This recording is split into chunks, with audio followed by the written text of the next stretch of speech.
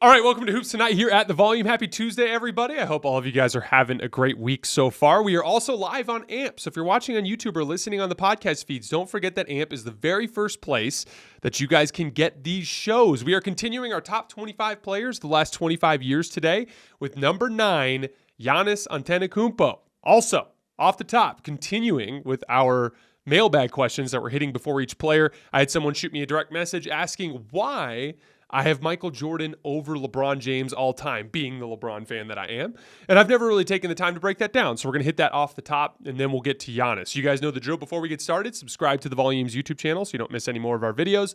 Follow me on Twitter at _JasonLT so you guys don't miss any show announcements. And if for whatever reason you missed one of these videos and you can't get back over to YouTube to finish, don't forget you can find them wherever you get your podcasts under Hoops Tonight. And last but not least, I do need mailbag questions for the next 8 episodes at least, and potentially forward, depending on how we like that as a long-term thing. So drop them in the YouTube comments. Any questions about absolutely anything in the world, drop them in the YouTube comments, and we'll hit them as a mailbag question before we get to each player. All right, why do I still have MJ over LeBron all time? So first of all, for those of you guys who don't know, and I've said this a million times on the show, I am a big LeBron fan. I grew up in Tucson, Arizona. We don't have an NBA team here. The Suns did not do a good job marketing down to the Tucson area. So like most basketball fans coming out of Tucson, I'm a fan of players, really. And LeBron is a very important player to me growing up because I grew up in a house that was primarily focused on baseball and football. My little brother and both my brothers played college football. And my little brother was a great baseball player as well. That was just kind of what we were focused on, right? And then one day I happened to find LeBron James on television, and that's how I fell in love with the game of basketball, and it literally changed my life. So I have a sentimental attachment to LeBron James, and my thing is like I think it's better that I just tell you guys that and be honest about the way that could potentially color my analysis, and then just try like hell to fight against it as much as possible. That's the funny thing in all of it is LeBron fans hate me, and those of you guys who follow me on Twitter know this because like I am critical of LeBron when he goes through stretches where he doesn't play to where he's capable of. I am critical of LeBron when he makes mistakes, just like I am with any other star. I talk about LeBron's career, the good and the bad, instead of just spewing propaganda like so many of his fans do. And so that approach really pisses off LeBron fans. And so a lot of LeBron fans don't like me, which is the kind of funny irony in all of that. But, you know, honestly, like I tend to think that everybody's biased. I think that anybody who tells you they're not biased is lying. I think everybody beyond sports and anything has a worldview, and your worldview colors the way that you see situations, right? But it goes even further with basketball, like or anything in sports. Any of the most prestigious analysts in all the sports, baseball, football, basketball, they all, even if they're good at hiding it, they have a certain view of the game, and that colors the way that they evaluate players and teams.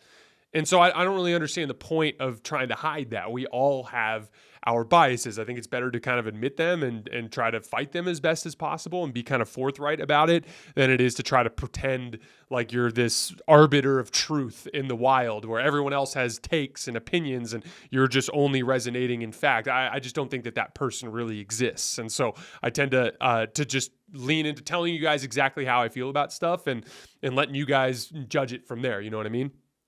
Now, I have MJ over LeBron all time because of the simple fact that while both players did dominate their peers, MJ dominated his peers to a greater extent, a significantly greater extent than LeBron James did. Comparing across eras is difficult. I've talked about this with you guys before. I talked about it with Magic and Steph yesterday. Like, I actually think Steph is a better basketball player than Magic Johnson was by some small amount. I actually think LeBron is a better basketball player than MJ was by some small amount. But the reality is I think basketball players are constantly getting better by a small amount every single year. I don't think it's fair to hold Magic and MJ to the same standard as LeBron James and Steph Curry, given the information and the technology that's available to them now.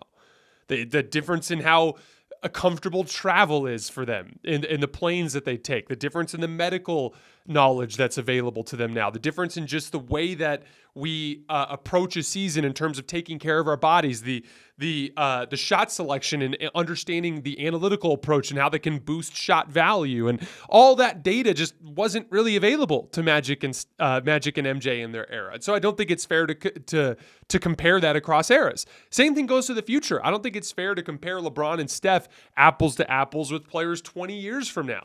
It's going to be even more different when we get to that point. And so really, to me, the best way to evaluate a player is to look at the way that player performed relative to his peers in his era, and then stack that up with the way other players in other eras competed against their peers and what they accomplished in their era. Here's the reality.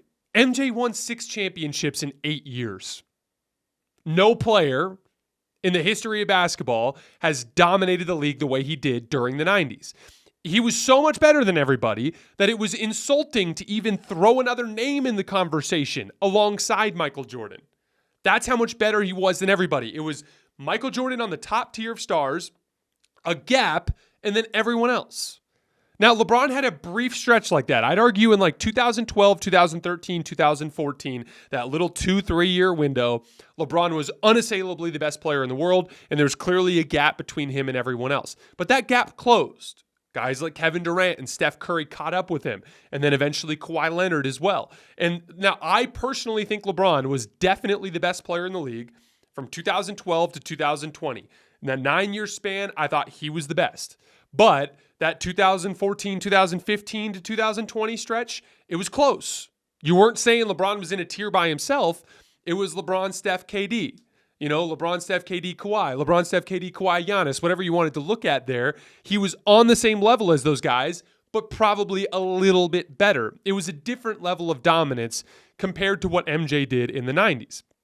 Just imagine, just pretend for a second, like Nikola Jokic won the title again next year and won Finals MVP, and then did it again, and then did it 3 of the following 5 years. We literally wouldn't know how to handle it. We'd probably be proclaiming him the GOAT before he even got to his 4th title, because we don't see that anymore. We don't see that level of dominance. There is no player that has risen above the other players the way that MJ did in the 90s. We haven't even seen a three-peat since the Lakers in the early 2000s. So, like, again, that level of dominance, I think it's glossed over a lot in these debates. It's not just 6 titles to 4. It's 6 titles in 8 years. It's unassailable. There's nobody that could even remotely consider themselves on the same plane of existence as MJ over a decade. That's what sets him apart in terms of dominance, in my opinion. Now, can LeBron pass him? Yes. But I think he needs one more championship as a star-level player. So let's take a quick look at the resumes before we go any further. So Finals MVPs, MJ 6, LeBron 4. MVPs, MJ 5, LeBron 4. First team All-NBAs, MJ 10, LeBron 13. Total All-NBAs, MJ 11, LeBron 19. All defense selections, MJ 9, LeBron 6. MJ won a Defensive Player of the Year award in 1988. LeBron never did. MJ has 10 scoring titles, but LeBron James is the NBA's all-time leading scorer. Now, to be clear, the longevity argument for LeBron is a strong argument. Like 19 All-NBA selections compared to 11 for MJ, that's a substantial gap. That's more than 70% more All-NBA quality seasons that MJ had. And then being the all-time leading scorer, that's a legitimate argument. Putting the ball in the basket more than anybody in NBA history, and then also doing that in the postseason, that's a legit feather in his cap. I've also always said that LeBron has a variety argument. Those of you guys who have been following the show for a while have heard me say this before, but like he led a Larry Hughes, Drew Gooden, Zydrunas Ilgauskas team to the NBA Finals. Then he won 60 games twice with that Mo Williams, Delonte West, Antoine Jamison group, right? Then he wins 2 titles and makes 4 finals with the Miami Heat. Then he makes 3 finals and wins a title with Kevin Love and Kyrie Irving. Then Kyrie Irving gets traded and he leads them to the finals without Kyrie Irving with a completely different backcourt, right? Then he wins a championship with Anthony Davis and a group of role players in 2020, and he just made a conference finals with a completely different group of role players alongside him and Anthony Davis. There's an argument, like we've also heard the phrase like Swiss Army knife thrown around with LeBron. And it's true. He has a ton of variety in his game. He's a super versatile player that can fill a bunch of different roles. Like he's operating as a major screen and roll threat right now for the Lakers. That was never anything that he did significantly earlier in his career. Like he has a versatility to him that allows him to functionally change his role in any basketball team. That's a significant feather in his cap. Like if I had to make a GOAT case for LeBron, this is what I would say. If you're in a vacuum starting a franchise and you can draft one player, arguably you'd want LeBron because you get more cracks at the table, right? 19 All-NBA quality seasons versus 11, and more versatility in what kinds of teams he can win with, as opposed to the MJ mold where it's like basically two different archetypes of teams, right? Like the Horace Grant Bulls and then the Dennis Rodman Bulls. But the gist of it, though, is still triangle offense, MJ and Scottie, Phil Jackson is the coach, right? So there's a lot of similarities between those two eras too. But again, that doesn't undercut the dominance. But if you had to make a case for LeBron, that's what you'd say. Like you're starting this team from scratch. You want the guy who has more great seasons and the guy that's capable of playing different ways because your franchise is going to change over the course of that existence. That's how I would make the case. But guess what? Basketball games don't take place in a vacuum. And you guys have heard me say this before. This is why I do my player rankings the way that I do. I don't think it's fair to undercut an accomplishment from another player based on hypotheticals and to hand accomplishments to another player based on hypotheticals. That's not why we play the games. We play the games so that we have a trophy. We play the games for the trophy for tangible results. And we can argue about plumbers and we can argue about how much talent was on the Bulls, and we can argue about dilution of talent with the league expanding in the 90s, and we can say whatever we want. We can talk about Steph Curry and Kevin Durant teaming up. We could talk about all those things. But the reality is MJ three-peated twice and won 6 titles in 8 years. And LeBron won 4, which is really freaking good. Second best player of all time. There are 2 players in NBA history with 4 championships and 4 finals MVPs. It's LeBron and MJ. He deserves to be number 2. And that longevity case is legit, and it makes up some of that gap, but in my opinion, not enough to make up for the utter dominance that MJ showed in the 90s. Now, if LeBron gets a 5th, let's say they win the title this coming season, and he averages 27, 8, and 8 during the regular season and 26, 9, and 8 during the playoffs, and he hoists the trophy. Now I'm like, I got a 5th title, and I have all that longevity stuff. Now I think that gives LeBron the edge. And if LeBron wins another title as a 5th, I will personally view him as the greatest basketball player of all time. But I do think that we've greatly overlooked what was an incredibly dominant stretch of basketball by MJ in the 90s. Yes, there's propaganda. Yes, Nike has pushed a bunch of stuff. Yeah, there's a lot of guys in the media that push MJ propaganda. You're absolutely right. And I push back on a lot of that stuff. The whole, he would have won in 95, but he was in baseball shape. No, bullshit. Bullshit. Sorry. Like, he lost. He lost in 95. I'm there with you guys. I push back on the propaganda too, but 6 and 8 is 6 and 8. And that has to mean something. In a league where the Larry O.B. is the whole reason why we do this, he won 6 of them in 8 years. Again, I'd encourage you just to think about what you would do. Who's your favorite player? Is your favorite player Giannis? Is your favorite player Jokic? Is your favorite player Steph? Now imagine if, let's just use Giannis and Jokic as an example because they're actually young enough. Let's imagine that Jokic wins again next year and the following year and then wins 3 of the next 5. What if Giannis won 5 of the next 7 championships? How would you Giannis fans be talking about him? How would you Jokic fans be talking about him? I do think that it's almost like the further we've gotten away from that accomplishment, it's like blurry or something, and people can't really see what it is. It's freaking insane. He 3-peated twice. It's unbelievable, and so I'm not in the business of trying to downplay that accomplishment. So again, I have MJ over LeBron for now. A 5th title would put him over the top for me, but I hope that gives you guys at least an explanation for why I stand where I stand on that issue. All right, number 9, Giannis Antetokounmpo. Let's go with his accolades first. Best player on a championship team in 2021. 5-time first-team All-NBA. He's currently on a 5-year streak, actually, in that department. 7-time All-NBA overall. 5-time All-Defense. He won Defensive Player of the Year in 2020. Won regular season MVP back-to-back in 2019 and 2020. And he won the Finals MVP in 2021. Excuse me. All right, so Giannis's claim to fame, in my opinion, is that he's the most physically dominant perimeter player in NBA history. He led the NBA in restricted area makes this year, led it again last year. He was second to Zion in 2021, second to Zion in 2020. Then he led the league in 2019 again, led the league in 2018 again. So he's led the league in restricted area makes 4 of the last 6 seasons.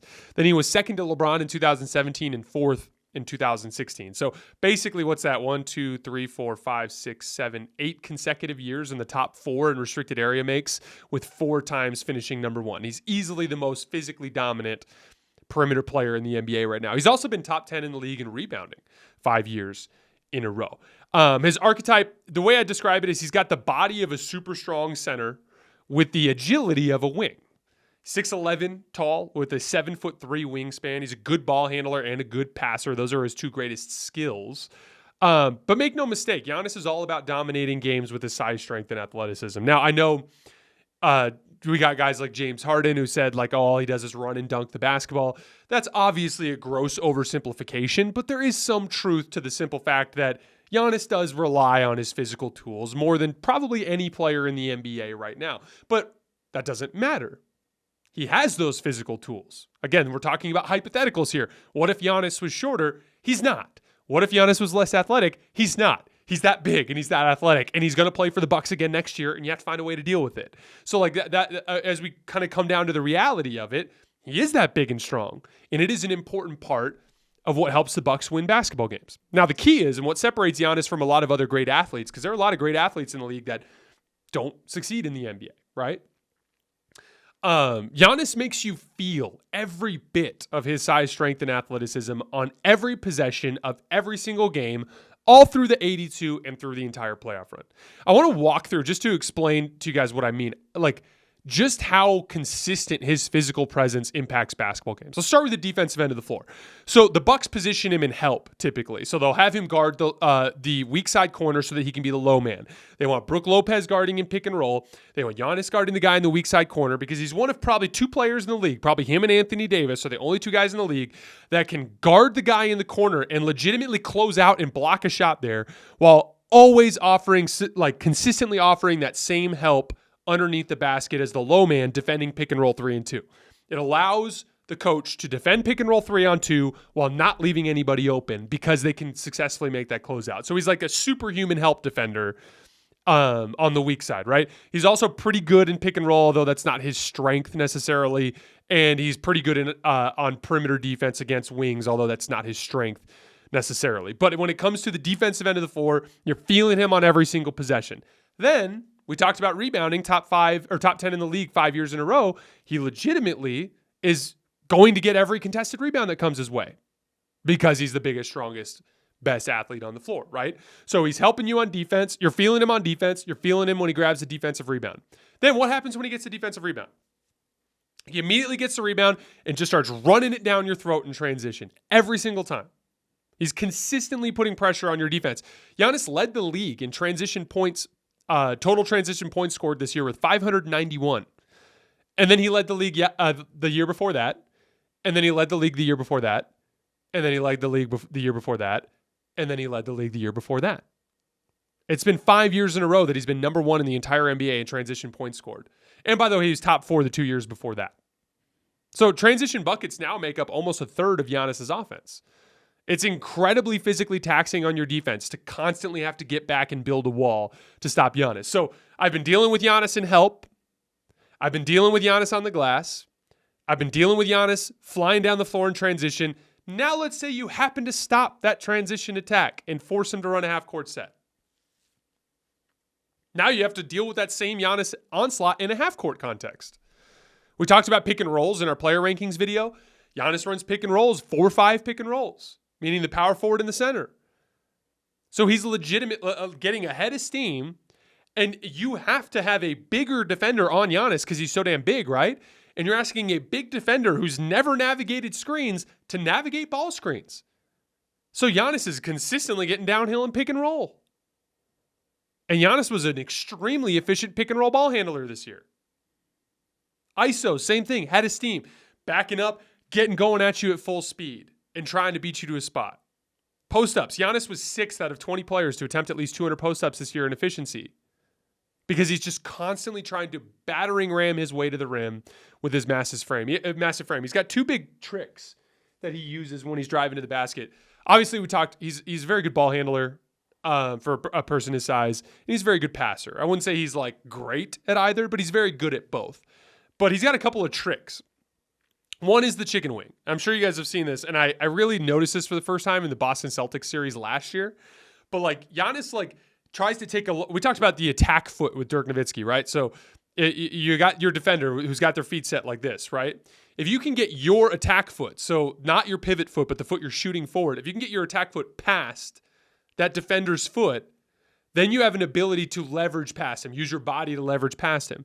One of the things that Giannis does is he doesn't just get his foot past you. He grabs the ball like this and straight up extends his elbow out and tries to work his way past you almost like a crowbar. Like watch footage of Giannis getting buckets in that 2022 conference semifinal series against the Celtics. He gets that tiny bit of an angle, and then he extends that elbow out and pulls him around. Then he takes long steps. This is the second trick.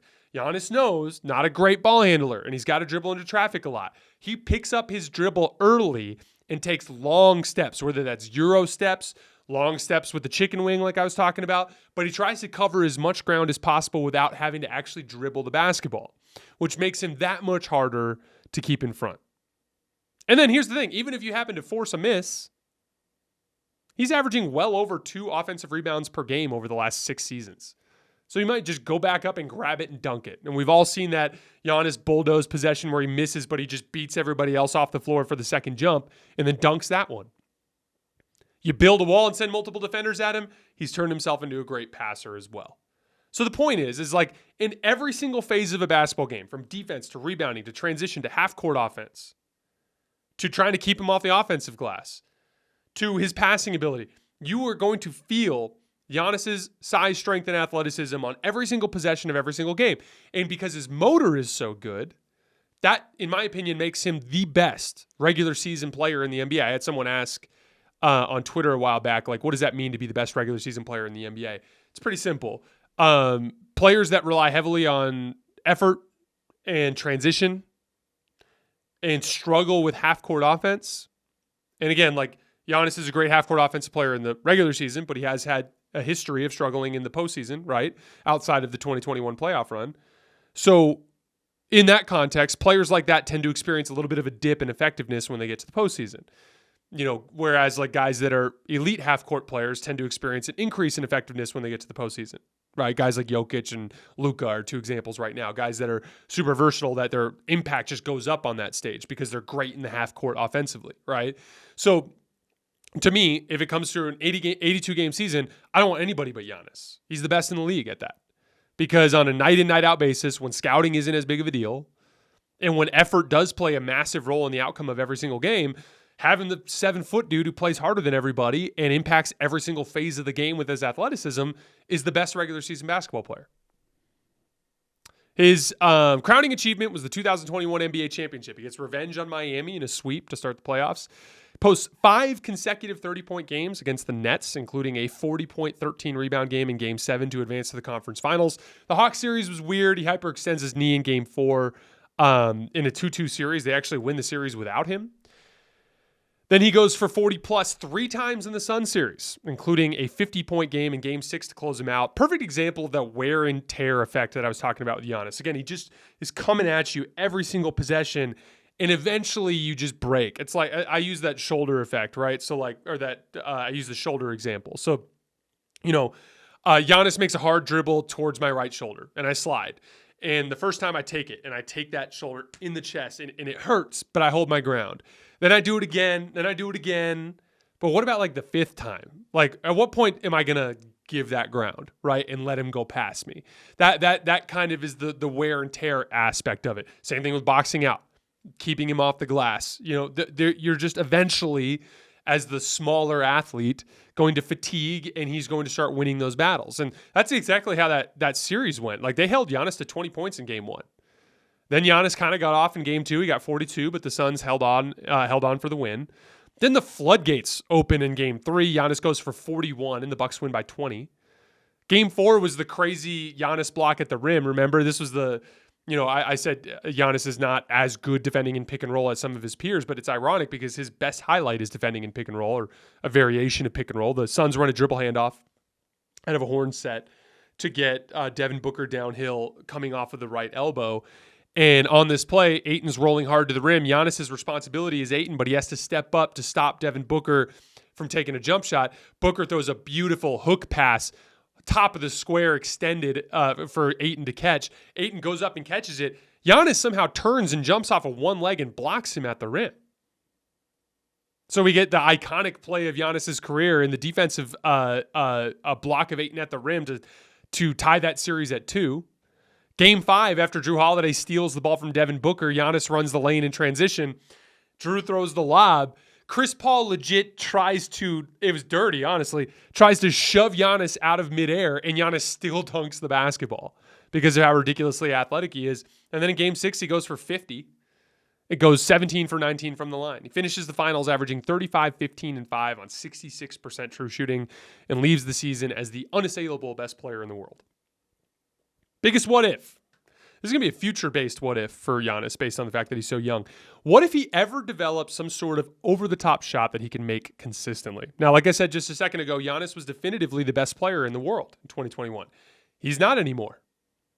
He's experienced a slight decline in his free throw shooting and in his perimeter shot making. He's starting to age a little bit more, like he turns 29 this year in December. I think you're starting to see that with some of the nagging injuries he's been dealing with, particularly with his knee. And most importantly, the other guys are getting better. Nikola Jokic has just snatched that number 1 spot from him now. So in my opinion, it's like, especially when you factor in the fact that Giannis is 29, going to be 29, it's only going to get easier and easier for teams to hang with Giannis's athleticism. There are going to be more and more guys that can consistently slide their feet and keep Giannis in front as he ages. And it's going to become more and more important for him to have something he can make over the top of the defense. Not to mention, I talked about this in the player rankings video, but don't forget it's going to get harder. Like, how many times in the next 5 years are you going to get to face a team the quality of the Trae Young Hawks in the conference finals? You know, where they were literally able to win the series with Giannis on the bench. Like, they were 2-2 when Giannis got hurt, and they won 2 straight without him. You know, obviously Trae Young got hurt in that series as well. But like, the point is like, even if Trae Young is healthy, that's not a typical conference finals team in this era anymore, looking forward. That's going to be Tatum and Brown and Kristaps Porzingis. That's going to be Jimmy Butler and Damian Lillard and Bam Adebayo, right? Like, that's going to be some ridiculously good team coming out of that conference that you're going to have to beat in the conference finals. Even in the NBA finals. That was the Suns team with Devin Booker as their best player. I don't think he's a top 10 player right now. I have him at number 12. Chances are that's going to be Nikola Jokic and the Nuggets again. That's going to be LeBron and AD and a Lakers team with Austin Reeves, right? That's going to be Kevin Durant with Devin Booker and Bradley Beal. Just a much better version of the 2021 Suns. That could be Kawhi and Paul George. That could be it could be the Warriors. Like, you're going to face a tougher team in the conference finals and finals moving forward than Giannis got to face in 2021. Doesn't undercut the championship. Legit bona fide championship. You guys know how I feel about that. But let's acknowledge the reality that next time it's probably going to be a little harder. And so Giannis does need to get a little better. And in my opinion, it can't be the jump shot. He's too far away. We talked about this in the player rankings video. He shot 31% on jumpers this year, 27.5% on threes, and 35.6% on twos. He's not close to being a good jump shooter. He needs like 3 or 4 years at least to become a good jump shooter. And there's a decent chance, a better than 50% chance that he just never becomes a good jump shooter. But he can become a good hook shooter. He can develop a nice little hook shot in the lane. He's got the physical tools to get it off against anybody. It's easier on his legs because he doesn't have to barrel into the lane. Like, he can play with his back to the basket and work more methodically. I think it's a better move for his passing ability too, because of how good he is at throwing those rifle passes with his right hand. I think he needs to just work on a legit, reliable, drop step into the lane hook shot. And if he does so, I mean, let's just face it as the what if. What if Giannis adds a legit hook shot to his game? Then he addresses his biggest weakness, which is half-court scoring in the playoffs, which further accentuates what he's already good at, and that gives him his best chance to compete with Jokic in the coming years. All right, guys, that is all I have for today. We will be back with number 8 tomorrow. Don't forget to drop some mailbag questions in the YouTube comments, and I will see you guys tomorrow.